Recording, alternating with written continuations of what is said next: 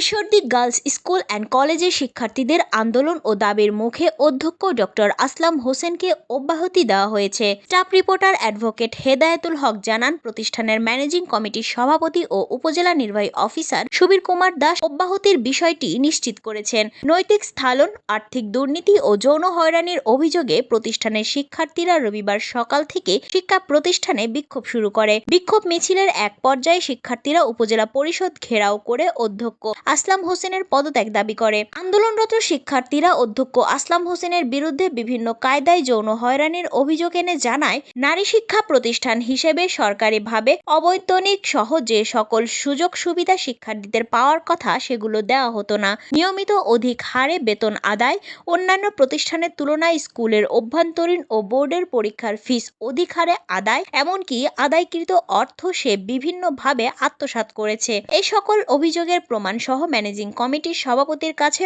অধ্যক্ষকে পদত্যাগে বাধ্য করানোর জন্য স্মারকলিপি দেয় শিক্ষার্থীরা। তারা আরও জানায়, এই বিষয়ে কোনো পদক্ষেপ গ্রহণ না করা পর্যন্ত পরিষদ চত্বর ত্যাগ করবে না তারা। ম্যানেজিং কমিটির সভাপতি ও উপজেলা নির্বাহী অফিসার সুবীর কুমার দাস জানান, শিক্ষার্থীরা যৌন হয়রানি, আর্থিক অনিয়ম ও বিভিন্ন দুর্নীতির প্রমাণ সহ অধ্যক্ষ আসলাম হোসেনের বিরুদ্ধে প্রমাণ সাপেক্ষ হওয়ায় ম্যানেজিং কমিটির মিটিং করে তাকে অব্যাহতি দিয়ে অব্যাহতিপত্র রাজশাহী শিক্ষা বোর্ড কর্তৃপক্ষের নিকট পাঠিয়ে দিয়েছে।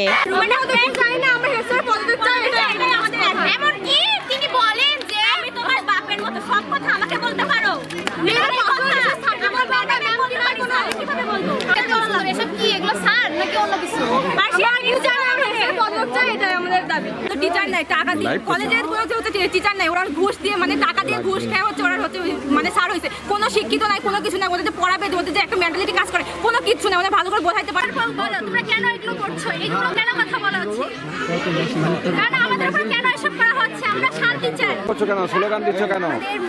প্রধান যে সমস্যা সেটা হচ্ছে যে আমাদের যে ডক্টর আসলাম উনি মানে আমাদের যে স্টুডেন্টরা তাদেরকে শারীরিকভাবে অনেক রকম ইঙ্গিত দেয়, খারাপ মন্ত্রণাও দেয়, অনেক সময় মানে খারাপ কথা বলেও থাকে। প্লাস আমাদের মানে আচ্ছা, তোমাদের চাওয়াটা কি? আমাদের চাওয়া একটাই, ওনার পদত্যাগ। আমরা চাই না ওনার মতো একজন অযোগ্য ব্যক্তি টিচারের মতো মানে প্রধান শিক্ষকের জায়গায় থাকুক। ওনার মতো দুর্নীতিগ্রস্ত একটা মানুষকে আমরা সেই জায়গায় দেখতে চাই। আর শিক্ষক নিয়োগের কথা হচ্ছে যে আমাদের হচ্ছে স্কুলে কোনো টিচার নেই, ভালো কোনো টিচার নেই। সায়েন্সের কোনো টিচার নেই, কমার্সের কোনো টিচার নেই, আর্টসের কোনো টিচার নেই। একই টিচার হচ্ছে দুইবার করে আসে। আমাদের হচ্ছে টিচার, ভালো টিচার প্রয়োজন আমাদের। স্যার মানে ওরা বোঝাইতে পারে না। স্যার টাকা দিয়ে হয়েছে, তাছাড়া আমরা ঠিক আছে, আমরা তো টাকা মানে আমরা ক্লাসই পাইনি।